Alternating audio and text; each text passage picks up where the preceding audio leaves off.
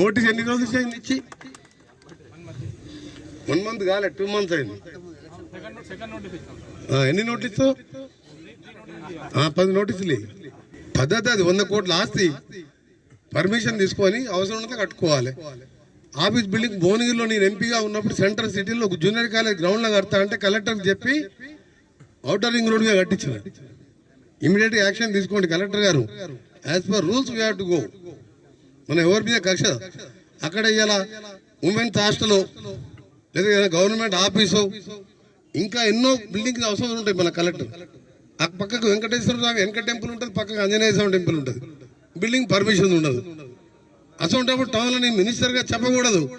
ఎవరు ఎక్కడ రోడ్డు మీద ఇల్లు కట్టుకున్నా మీరు ఏమనద్దు. అంతేనా? నువ్వు డీటు నువ్వు చేయి.